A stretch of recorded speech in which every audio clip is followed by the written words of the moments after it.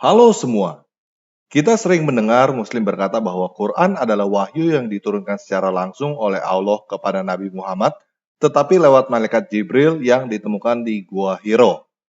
Mereka berkata bahwa Quran terjaga keasliannya, tanpa campur tangan manusia, tidak pernah berubah sejak diturunkan kepada Muhammad, dan Al-Quran di seluruh dunia sama, hanya karena ada satu ayat di dalam Quran yang menyatakan bahwa Quran dijaga oleh Allah, yaitu Al-Quran surah 15 ayat 9. Sesungguhnya kamilah yang menurunkan Al-Quran, dan pasti kami dalam kurung pula yang memeliharanya. Namun, benarkah demikian? Nah, pada video ini, kita akan belajar tentang sejarah Quran yang selalu berusaha disembunyikan oleh para ustadz. Oke, kita mulai aja ya.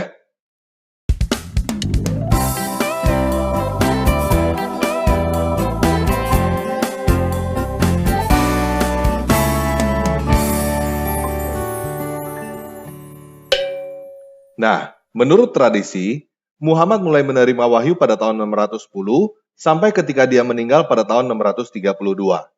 Pada tahun 644, 12 tahun setelah Muhammad meninggal, pada zaman dinasti Rasidun di bawah kepemimpinan Khalifah Utsman, Al-Quran mulai dikumpulkan dan dikanonisasi.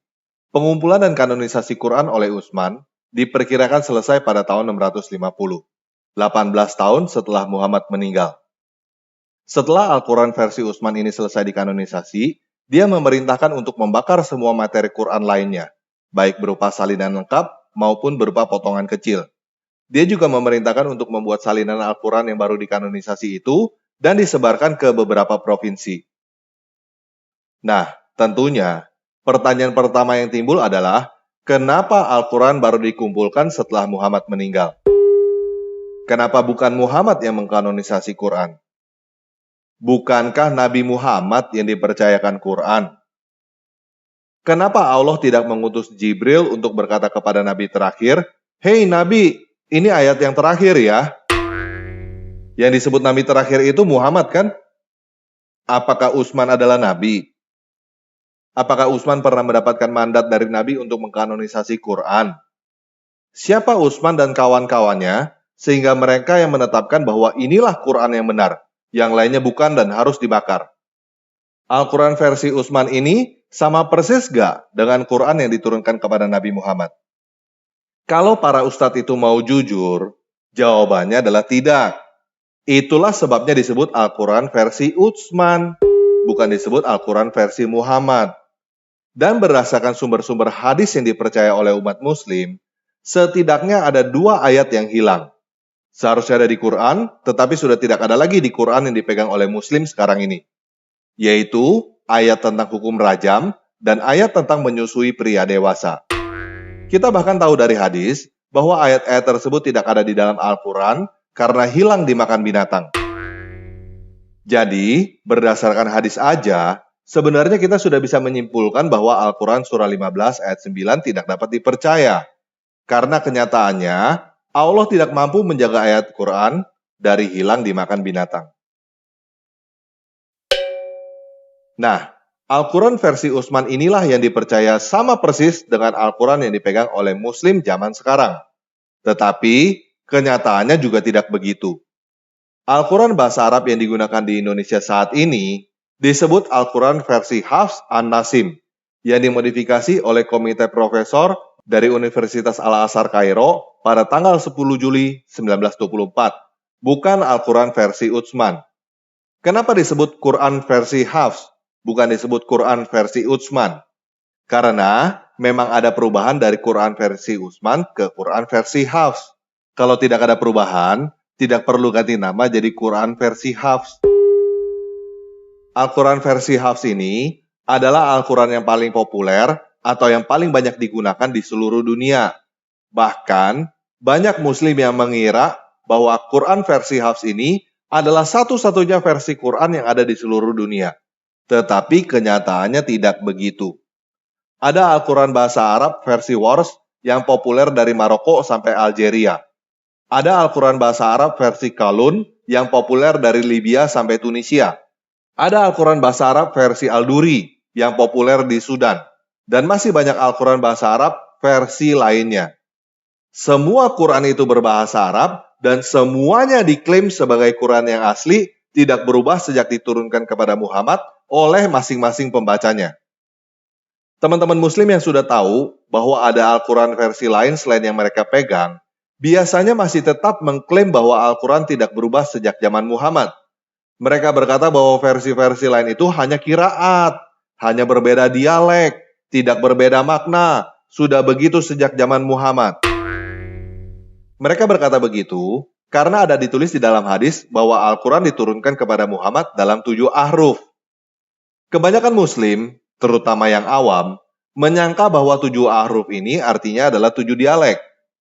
Namun masalahnya, seharusnya saat ini tidak ada lagi 7 ahruf karena sudah dikanonisasi oleh Utsman menjadi 1 dialek, yaitu dialek Quraisy. Dan yang lainnya sudah dibakar kan? Selain itu, saat ini ada lebih dari 30 versi Quran berbahasa Arab, bukan hanya 7. Jadi, kenapa dari 1 Quran versi Utsman bisa jadi banyak versi di zaman sekarang?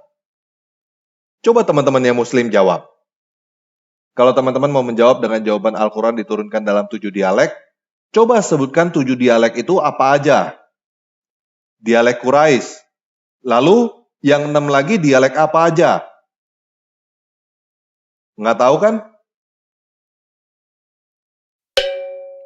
Nah, sebelum kita mengetahui apa itu 7 qiraat yang sebenarnya, saya mau menunjukkan bahwa perbedaan antara Al-Quran versi Hafs dengan versi Warsh bukan hanya berbeda cara bacanya, tetapi juga beda makna dan beda arti.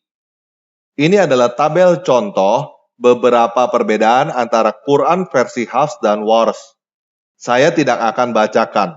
Kalau teman-teman memang mau tahu, silakan pause video ini untuk baca sendiri ya. Perlu diingat bahwa ini hanya beberapa contoh, dan ini baru perbedaan antara versi Hafs dan Warsh.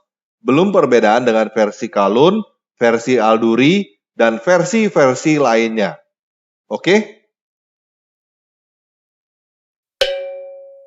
Nah, sekarang apa aja 7 qiraat itu? 7 qiraat itu adalah Nafi al-Madani, Ibn Katsir al-Makki, Abu Amir ibn al-Ala, Ibn Amir ad-Dimaski, Asim ibn Abi al-Najus, Hamzah az-Zayyad, dan Al-Kisai. Ketujuh nama ini adalah 7 orang pakar Quran yang disebut Qori. Mereka hidup pada abad ke-7 sampai abad ke-8. Mereka mempunyai sekolah dan mempunyai Quran versi mereka sendiri. Mereka adalah 7 orang yang paling terkenal dari sekian banyak orang yang punya sekolah dan Quran sendiri pada zamannya. Quran versi mereka ditetapkan berotoritas bukan oleh Allah atau oleh sang Nabi, tetapi oleh Abu Bakar ibn Mujahid yang hidup pada abad ke-9 melalui buku karangannya yang berjudul Kitab As-Sabah fi Al-Qiraat. Jadi, kalau ada yang berkata bahwa versi Quran yang ada sekarang adalah 7 qiraat yang sudah ada sejak zaman Muhammad, orang itu sedang berdusta. Karena tidak ada satupun dari 7 orang itu pernah bertemu Muhammad. Muhammad sudah lama meninggal sebelum mereka lahir. Nah, kalau kita perhatikan, nama Hafs, Warsh, Qalun, dan lainnya bahkan tidak ada di dalam 7 nama itu. Kenapa bisa begitu? Karena mereka adalah murid 7 orang itu. Hafs adalah murid Asim, Warsh adalah murid Nafi, Qalun juga adalah murid Nafi, dan seterusnya. Murid-murid dari 7 sekolah Quran itu masing-masing juga mengarang Quran versi mereka sendiri. Jadi, Al-Quran yang ada pada teman-teman yang Muslim sudah berapa kali mengalami perubahan? Dari Al-Quran versi Muhammad berubah menjadi Al-Quran versi Utsman pada tahun 950-an. Dari Quran versi Utsman berubah menjadi Quran versi Asim pada zaman dinasti Umayyad tahun 700-an. Dari Quran versi Asim berubah menjadi Quran versi Hafs pada zaman dinasti Abbasid tahun 700-an juga. Dari Quran versi Hafs berubah menjadi Quran versi Kairo pada tahun 1924. Nah, sebagai bonus informasi, ada beberapa hal tentang naskah kuno Quran yang menarik untuk teman-teman ketahui. Yang pertama, naskah asli Quran versi Utsman tidak ditemukan atau sudah tidak ada lagi pada zaman sekarang. Yang kedua, seorang sahabat Nabi yang bernama Abdullah ibn Mas'ud punya Quran versi sendiri. Dan menurut dia, surah 1, surah 113, dan surah 114 versi Utsman bukan ayat Quran yang diturunkan kepada Muhammad. Menurut dia, surah-surah itu adalah tambahan dari manusia. Yang ketiga, selain Quran versi Utsman dan Abdullah ibn Mas'ud, ada lagi Quran versi Ubay ibn Ka'ab yang merupakan sekretaris Muhammad. Di dalam Quran versi Ubay ibn Ka'ab terdapat 116 surah, lebih banyak daripada Quran versi Hafs yang beredar di Indonesia sekarang ini yang hanya terdapat 114 surah. Dan info yang terakhir, saat ini sudah ditemukan naskah yang dinyatakan sebagai salah satu naskah Quran tertua, yaitu naskah Sana'ah. Yang menarik dari naskah Sana'ah ini adalah semua ulama muslim mengajarkan muridnya bahwa isi naskah ini sama persis dengan Al-Quran yang ada sekarang. Namun hal itu adalah dusta. Naskah ini terdiri dari 2 lapis, yang artinya naskah dibuat oleh seseorang lalu ditimpa oleh orang lain. Tulisan yang ada pada lapisan atas mirip dengan Al-Quran yang ada pada zaman ini, tetapi tidak persis sama. Sedangkan tulisan yang ada pada lapisan bawah jauh berbeda. Berdasarkan uji karbon yang dilakukan pada naskah ini, lapisan bawah diperkirakan ditulis pada abad ke-7, yang artinya sangat dekat dengan Utsman. Namun lapisan atas diperkirakan ditulis pada akhir abad ke-7 sampai abad ke-8, yang artinya ditulis pada zaman dinasti Umayyad. Dengan kata lain, Al-Quran mengalami banyak perubahan sejak awal sampai saat ini. Al-Quran yang dibaca oleh Muslim saat ini hanyalah salah satu dari sekian banyak varian Al-Quran yang ada di dunia. Kalau ada yang berkata bahwa ketika Muhammad meninggal ada ribuan orang yang hafal Quran, kalau memang Quran itu terjaga karena banyak yang hafal, maka tidak perlu dibikin buku. Justru Quran dibikin buku karena banyak yang lupa. Nabi Muhammad sendiri aja lupa ayat-ayat Quran.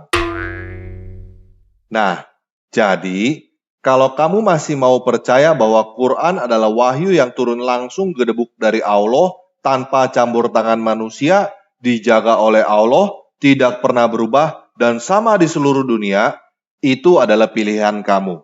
Dan saya menghormati hal itu. Tetapi ketahuilah bahwa kenyataannya tidak seperti itu. Sampai dengan Muhammad meninggal, tidak ada pernyataan dari Allah, Jibril, atau Muhammad bahwa Quran sudah selesai. Allah, Jibril, atau Muhammad tidak pernah memberikan mandat kepada Utsman untuk membukukan Quran. Tanpa campur tangan seorang manusia yang bernama Utsman, yang bukan nabi, Quran bahkan tidak menjadi buku. Tidak ada satu orang pun yang tahu surah-surah di dalam Quran disusun oleh Utsman berdasarkan apa. Yang jelas, bukan berdasarkan kronologi waktu turunnya wahyu. Dan susunan Quran versi Utsman berbeda dengan susunan Quran versi Abdullah ibn Mas'ud dan versi Ubay bin Ka'ab. Menurut sumber-sumber Islam, ada ayat-ayat yang hilang dan ada ayat-ayat yang ditambahkan pada Quran versi Utsman dari Quran versi Muhammad yang seharusnya. Dari Utsman ke zaman ini, Quran juga mengalami beberapa kali perubahan. Quran yang beredar di Indonesia sekarang ini bukan versi Utsman, tetapi versi Hafs yang baru direvisi pada tahun 1924. Dan ada banyak Quran versi lainnya yang berbahasa Arab dan diklaim asli juga oleh pembacanya masing-masing sekarang ini. Nah, kamu beragama bukan untuk percaya kepada kebohongan kan? Jadi ketahuilah bahwa kamu juga punya pilihan untuk berhenti percaya kepada Quran dan keluar dari Islam kapanpun kamu mau. Tidak ada satu orang pun yang mempunyai hak dan bisa mencegah kamu untuk berhenti percaya kepada Quran dan keluar dari Islam.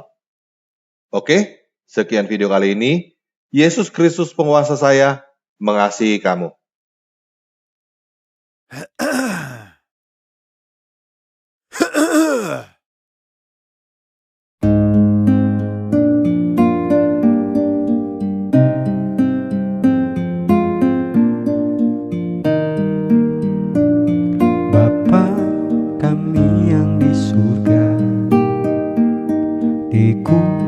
dituliskanlah namamu,